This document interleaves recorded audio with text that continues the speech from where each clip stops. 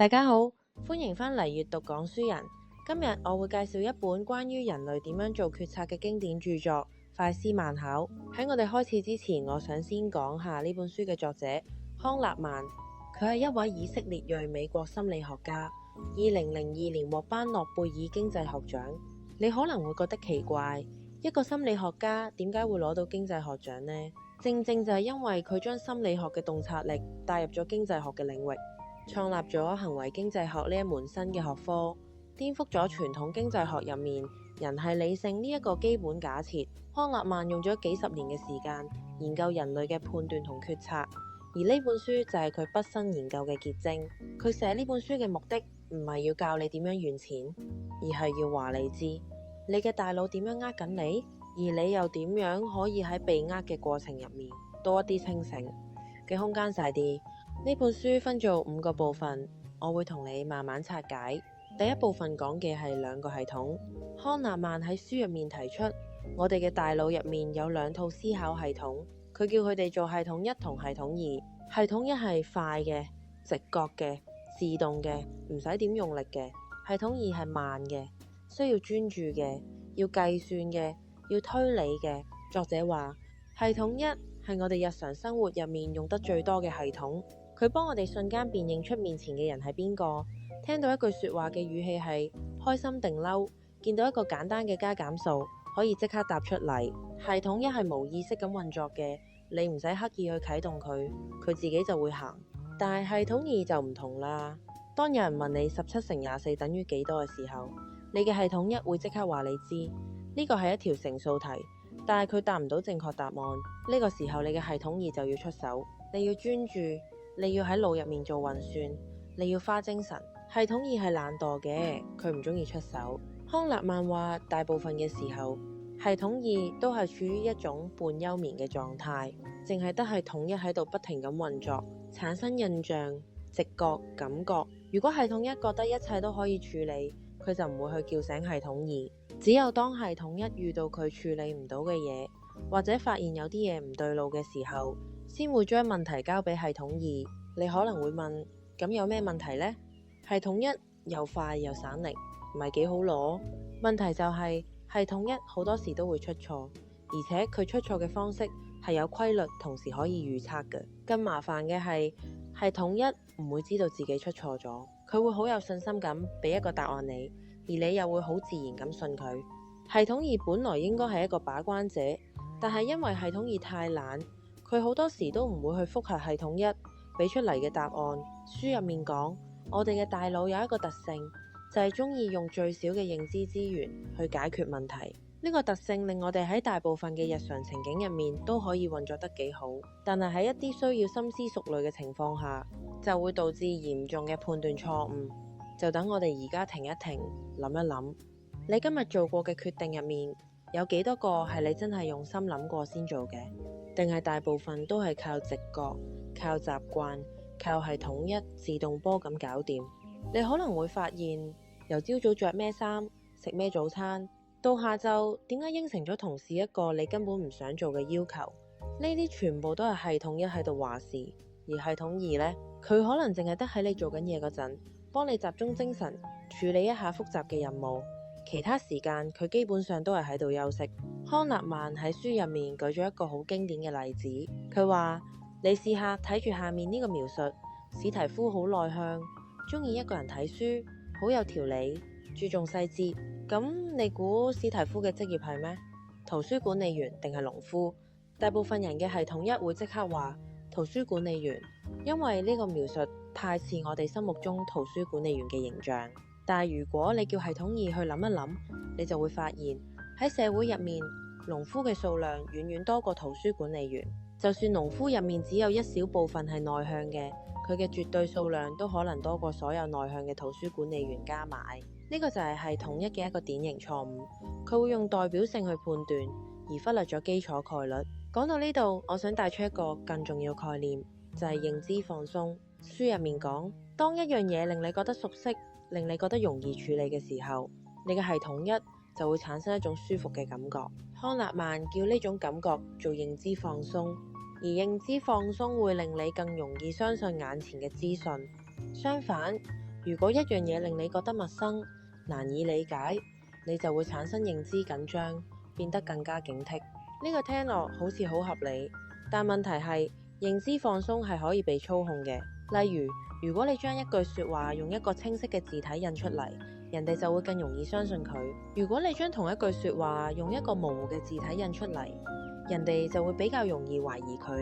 再例如，如果你重複聽到一個假嘅資訊聽得夠多，你都會開始信佢，因為重複會令你覺得熟悉，熟悉會令你覺得放心。呢個就係點解廣告要不停咁播嘅原因。佢唔係要你即刻去買，佢係要喺你嘅系統入面建立一種熟悉感，等你有需要嘅時候，系統一會自動揀返呢個品牌。你諗下，呢個機制喺而家呢個資訊爆炸嘅時代有幾咁可怕？你每日喺社交媒體上面睇到嘅嘢，有幾多係真嘅，有幾多係假嘅？而你有冇用系統二去分辨過？定係淨係系統一覺得睇落合理、睇落熟悉，你就信咗？呢個唔係要嚇你，而係要你明白，你嘅大腦天生就係會被重複嘅資訊所影響，而你嘅系統二又天生唔願意去複核。所以如果你唔主動去啟動系統二，你就會一直被系統一牽住鼻子走。跟住落嚟，康納曼仲講咗一個概念叫光環效應。作者話，當你對一個人有一個好嘅第一印象，你會傾向將佢其他方面都睇得比較好。相反，如果你對一個人嘅第一印象係差嘅，你就會傾向將佢所有嘅嘢都睇得比較差。呢個都係系統一嘅運作方式。系統一中意將事物簡單化、一致性化。如果一個人靚，佢應該都係聰明嘅、善良嘅；如果一個人醜，佢應該都係冇咁能幹嘅。呢種諗法當然係錯啦，但系統一唔理，佢淨係要一個快嘅、一致嘅判斷。書入面舉咗一個好生動嘅例子。康納曼話，你試下想像有兩個人，一個叫阿聰，一個叫阿明。阿聰聰明、勤力、衝動、挑剔、固執、妒忌心強；阿明妒忌心強、固執、挑剔、衝動、勤力、聰明。如果你細心睇，呢兩個人嘅特質係完全一樣嘅，只不過順序唔同。但係大部分人睇完之後都會對阿聰嘅印象好過阿明。點解呢？因為你嘅系統一係睇到聰明、勤力呢兩個正面特質出現咗先，所以已經建立咗一個好嘅印象。之後睇到負面特質嘅時候，佢會試下將負面特質解讀得冇咁差。而阿明嘅情況就啱啱相反，你先睇到妒忌心強、固執，系統一已經扣咗分，之後嘅正面特質就大打折扣。呢個就係順序嘅力量，亦都係光環效應嘅體現。你試下將呢個概念放落你嘅生活入面。你喺職場上面遇到一個新同事，佢第一日表現得好有禮貌、好主動，你就覺得佢一定係一個好員工。但係之後佢可能慢慢露出真面目，工作態度懶散，但係你嘅系統一已經幫佢建立咗一個好嘅光環。你會用一段時間先至肯承認佢其實唔掂。又或者你喺社交場合認識一個人，佢着得好企理，講嘢好有條理，你就覺得佢一定係一個成功嘅人，一個值得信賴嘅人。呢啲全部都係系統一喺度幫你做緊快速判斷，而呢啲判斷好多時都係有偏差嘅。好，講完第一部分嘅兩個系統，我哋進入第二部分，啟發法與偏差。康納曼喺呢一部分深入探討系統一用咩方法去做判斷，同埋呢啲方法會產生咩偏差。第一個要講嘅係錨定效應。書入面講，當你做判斷嘅時候，如果有人俾咗一個數字你，就算你明知呢個數字同你嘅判斷冇關係，你都會被佢影響。康納曼做過一個實驗，佢叫做實驗嘅人轉一個輪盤，輪盤上面寫住數字由0到100，但其實呢個輪盤做咗手腳，佢只會停喺10或者65。轉完之後，康納曼問受試者，非洲國家喺聯合國入面佔嘅比例係多過定係少過你啱啱轉到嘅數字，然後再問你估實際比例係幾多？結果發現轉到10嘅人平均估25%，轉到65嘅人平均估45%。同一個問題，淨係因為之前睇到嘅數字唔同，答案就差成20%。呢個就係錨定效應。你可能會話呢個係實驗室嘅嘢，現實生活中邊會咁呀？但係你諗下，你去買嘢嘅時候，見到一件衫原價1000蚊，而家減到500蚊，你嘅系統一會即刻覺得好抵啊？但如果件衫一開始就標價500蚊，你可能會覺得貴。分別喺邊？就係嗰1000蚊嘅原價做咗一個錨，令你嘅系統一用佢做參照點。再諗深一層，你去見工傾人工嘅時候，對方問你期望人工係幾多？如果你先講一個數字，你就係幫對方設咗一個錨；如果對方先講一個數字，佢就係幫你設咗一個錨。呢個就係點解喺談判入面，先開價嘅人往往有優勢，因為佢可以將成個談判拉去佢想要嘅方向。但係錨定效應最可怕嘅地方唔係喺買嘢或者傾人工，而係喺一啲你以為自己好理性嘅判斷入面。例如你評估一間公司嘅價值，你會不自覺咁被佢嘅現價影響；你判斷一個人嘅能力，你會不自覺咁被你第一次見到佢嘅表現影響。呢啲錨係潛移默化嘅，你根本唔察覺佢嘅存在。第二個要講嘅係可得性啟發法。作者話，當我哋要判斷一件事發生嘅概率時，我哋唔係真正去計算概率，而係靠我哋腦入面有幾容易諗到相關嘅例子。如果好容易諗到，我哋就覺得概率高；如果好難諗到，我哋就覺得概率低。呢個聽落好似都幾合理，但問題係邊啲嘢容易喺你腦入面出現？唔係取決於佢嘅真實概率，而係取決於佢嘅曝光率、佢嘅情感衝擊力同埋佢嘅新鮮度。例如你問人飛機失事嘅概率高定係車禍嘅概率高，大部分人都會覺得飛機失事嘅概率高啲，因為每次有飛機失事，新聞都會大肆報導，畫面好震撼，你好容易就諗到。但係實際上，車禍嘅死亡率遠遠高過飛機失事，只不過車禍太常見啦，新聞唔會報，你嘅腦入面冇乜深刻印象，所以你覺得佢嘅概率低。呢個就係可得性啟發法喺度作怪。你再諗下，而家嘅社會，你每日睇新聞、睇社交媒體，睇到嘅都係咩？謀殺、詐騙、災難、衝突，呢啲嘢佔據咗你嘅注意力，令你覺得呢個世界好危險、好混亂。但實際上，如果你用數據去睇，全球嘅犯罪率、死亡率、貧困率喺過去幾十年入面，其實係一直下降緊。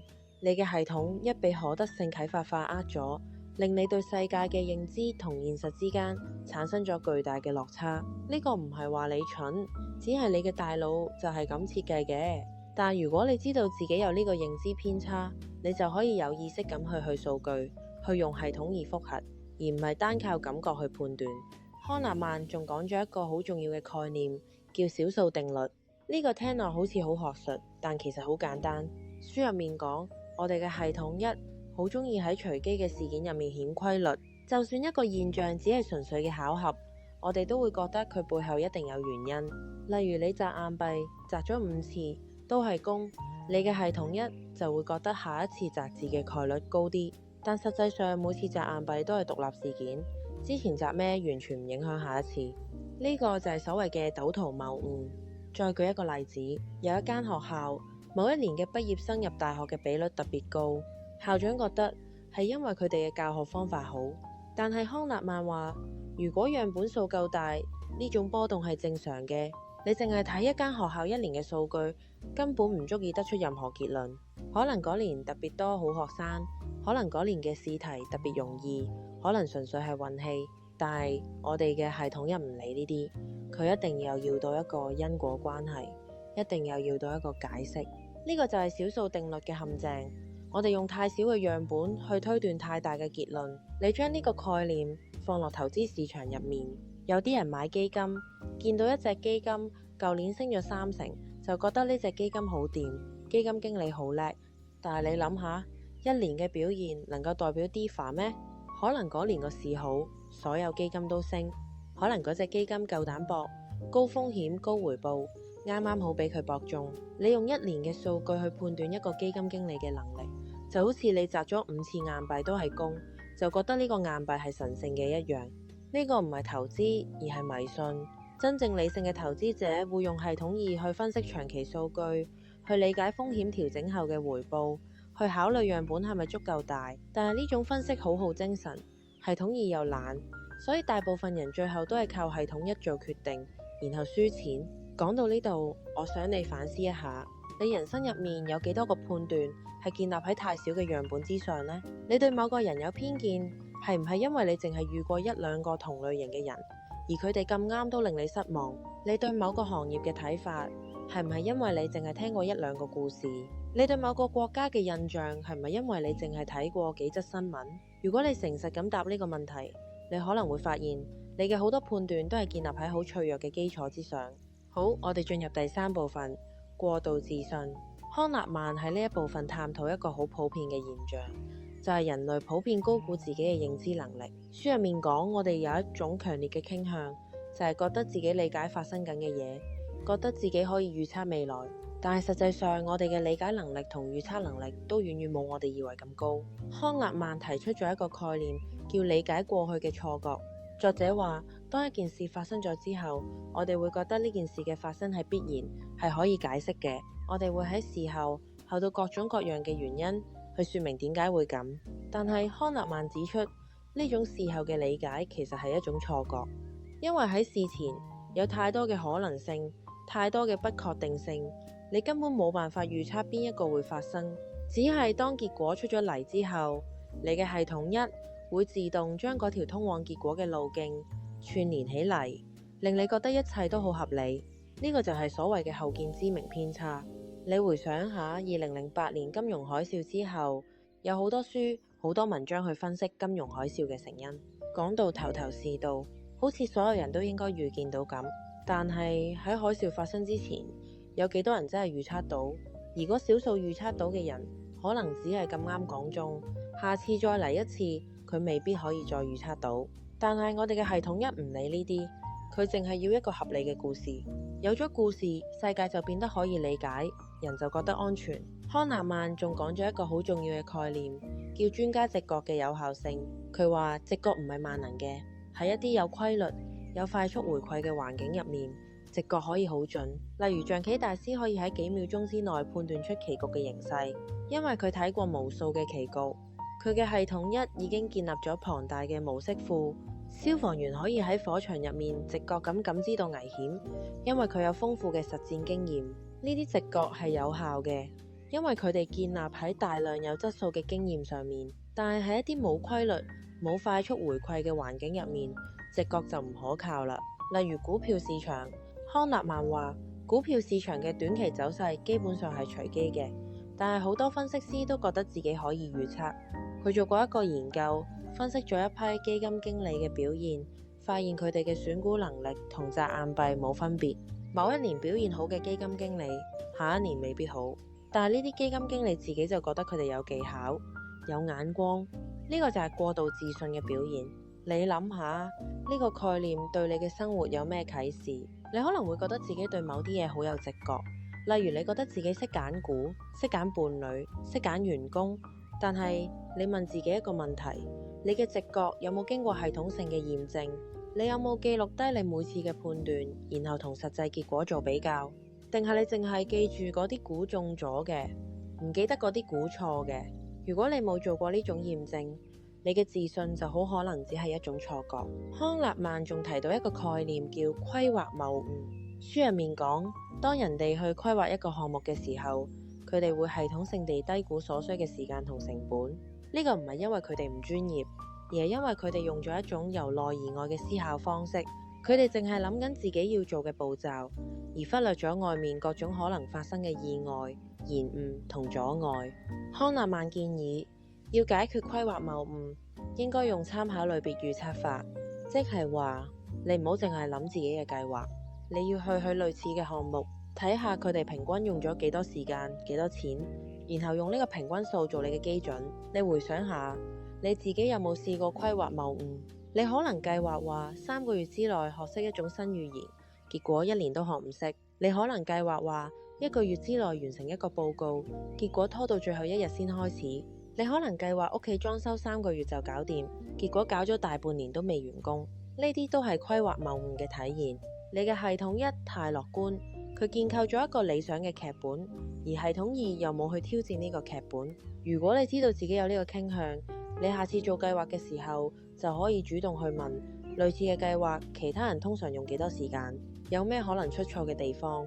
呢種由外而內嘅思考方式可以幫你更準確咁評估。康納曼喺呢一部分仲講咗樂觀偏差，作者話，大部分人天生就係樂觀嘅，我哋傾向覺得好事會發生喺自己身上，壞事唔會。呢種樂觀偏誤有佢嘅好處，佢令我哋有動力去嘗試新嘢，去冒險，去創業。如果每個人都完全理性咁評估成功率，可能冇人會去創業，社會就唔會進步。但係樂觀偏差都有佢嘅代價，佢令我哋忽視風險，忽視失敗嘅可能性。好多創業者失敗，唔係因為佢哋唔叻，而係因為佢哋太樂觀，冇為失敗做好準備。你試下將呢個概念放落你嘅人生規劃入面，你可能覺得自己嘅事業會一直向上，自己嘅健康會一直冇問題，自己嘅感情會一直順利。但係你有冇諗過，如果唔係跟住劇本走呢？你有冇 Plan B？ 你有冇為最壞嘅情況做好準備？呢個唔係要你悲觀，而係要你喺樂觀嘅同時保持一份清醒。康納曼話，最理想嘅狀態唔係盲目樂觀，而係有根據嘅樂觀，即係你充分了解風險，但係仍然選擇去嘗試，同時為可能嘅失敗做好準備。跟住我哋入去第4部分，選擇。呢一部分係全書最核心嘅部分之一。康納曼喺度提出咗前景理論，呢個亦都係佢攞諾貝爾獎嘅主要原因。傳統經濟學假設人係理性嘅，即係話人會根據效用最大化嘅原則去做選擇。但康納曼嘅研究證明咗，人嘅決策並唔係理性嘅，而係受到好多心理因素影響。第一個要講嘅概念係損失厭惡。書入面話，失去一樣嘢所帶嚟嘅痛苦，遠遠大過得到同樣嘢所帶嚟嘅快樂。康納曼嘅研究發現，損失嘅心理衝擊大約係同等收益嘅2倍，即係話你失去100蚊嘅痛苦，大約等於你得到200蚊嘅快樂。呢個發現顛覆咗傳統經濟學嘅假設。如果你喺街執到100蚊，你可能開心一陣就會唔記得，但係如果你唔見咗100蚊，你可能會越真成人。呢個就係損失厭惡。再舉一個例子，你買咗一隻股票，佢跌咗1成，你好痛苦，你唔捨得止蝕，你希望佢會升返，結果佢繼續跌，你嘅損失越嚟越大。呢個就係損失厭惡，令你做出唔理性嘅決定。因為止蝕意味住你正式承認損失，而承認損失嘅痛苦太大，所以你寧願繼續持有，博佢會升返。但係理性嘅分析應該係，嗰筆錢已經跌咗，佢係沉沒成本，你應該評估嘅係而家呢一刻，呢隻股票值唔值得繼續持有，而唔係你之前用咗幾多錢買。損失厭惡嘅影響遠遠唔止喺投資方面，佢影響你嘅人生每一個層面。你唔辭職，因為你驚失去穩定嘅收入；你唔離開一段唔開心嘅關係，因為你驚失去已經投入嘅時間同感情；你唔嘗試新嘢，因為你驚失去而家擁有嘅安全感。康納曼話，損失厭惡令我哋過分保守，錯失咗好多機會。我哋嘅系統1將失去同危險寫咗個等號，而系統2又冇去理性咁衡量得失，結果就係我哋為咗避免損失而放棄咗可能帶嚟更大收益嘅選擇。第2個重要概念係稟賦效應。作者話，當一樣嘢屬於你嘅時候，你會覺得佢嘅價值高過佢真正嘅市場價值，即係話你擁有嘅嘢，你會覺得特別值錢。康納曼做過一個好出名嘅實驗，佢俾一半嘅實驗者一隻杯，然後問佢哋願意用幾多錢賣出去。另一半嘅實驗者冇杯，佢哋被問願意用幾多錢買入，結果發現賣方嘅平均要價大約係買方平均出價嘅2倍。同一隻杯，擁有佢嘅人覺得值2倍嘅價錢。呢個就係稟賦效應。你屋企有冇一堆嘢你唔用但又唔捨得掉？你覺得佢值錢，但係其實冇人會買。你嘅系統1將擁有等同於價值，所以你覺得掉咗佢就等於失去咗一啲值錢嘅嘢。呢個就係稟賦效應最可怕嘅地方，佢令我哋高估自己擁有嘅嘢，同時阻礙我哋做出理性嘅斷捨離決定。書入面講到，除咗稟賦效應，前景理論仲衍生出其他影響深遠嘅概念，其中一個就係框架效應。作者話，同一個客觀事實，用唔同嘅方式去表達，會引導出完全唔同嘅決策。例如話，一個手術有9成生存率，同話有1成死亡率，聽落去完全唔同。雖然數學上係一樣，系統1對字眼嘅情感反應好敏感，生存率令人安心，死亡率就令人恐懼。另外仲有心理賬戶，有啲人會將唔同來源嘅錢分開放喺唔同嘅心理口袋入面，例如辛苦賺返嚟嘅薪金，你會用得好小心。但係如果係打麻雀贏返嚟嘅錢，又或者係年尾花紅，你就會揮霍得好快。客觀上錢係冇分別嘅，100蚊就係100蚊。但係你嘅系統一會將佢哋標籤為唔同性質，導致你嘅消費行為完全失衡。去到書本嘅最後一部分，作者提出咗一個好深刻嘅觀點，就係兩個自我嘅概念。佢將人分成經驗自我同記憶自我。經驗自我係每分每秒喺度感受緊當下嘅你，而記憶自我就係負責將呢啲經歷儲存、總結甚至改寫嘅你。作者話，我哋做決定嘅時候，往往係由記憶自我話事，而記憶自我有幾個特質，佢會忽略經歷嘅長度，淨係記得最高峰嘅感覺同埋結尾嘅感覺。呢個就係好出名嘅風中定律。譬如你去旅行，中途可能遇到好多麻煩，好攰好辛苦，但係最後一日食咗餐好好味嘅海鮮，你返到屋企回想，就會覺得呢次旅行好完美。經驗自我嗰幾日嘅疲勞被忽略咗，記憶自我淨係攞住個結尾去評價成件事。呢個亦解釋點解我哋成日會為咗一個好嘅回憶而願意去承受一啲客觀上唔係咁享受嘅過程。你諗下，你人生入面做過嘅決定有幾多個係真係為緊當下嘅經驗自我去諗，又有幾多個只係為咗滿足記憶自我嘅虛榮？你揀工係因為你真係享受每日做嘢嘅過程，定係因為你諗住第時同人講自己喺邊間大公司做會好威？你拍拖係享受同另一半相處嘅每一刻，定係淨係想要一個可以喺社交媒體打卡炫耀嘅畫面？我哋往往為咗一個虛幻嘅記憶而犧牲咗真實生活嘅體驗。將快思慢想呢套理論放落現代社會，你會發現我哋每日都被系統一同埋呢啲認知偏差包圍。喺資訊爆炸嘅年代，演算法就係利用緊你嘅框架效應同心理賬戶去操控你嘅注意力同消費慾望。廣告設計全部都係針對你嘅直覺，令你喺不知不覺間做出對商家有利嘅選擇。要打破呢個困局，我哋就要刻意去喚醒系統二。做決定之前停一停，諗深一層，唔好被表面嘅字眼或者當刻嘅情緒牽住鼻子走。學識分辨兩個自我，可以令我哋活得更貼地。唔好再盲目追求別人眼中嘅完美記憶，而係真正關心自己每一日嘅感受。今日嘅分享就到呢度，記得 subscribe 我哋，同埋留言話我知你對今集嘅睇法啦。下集再見。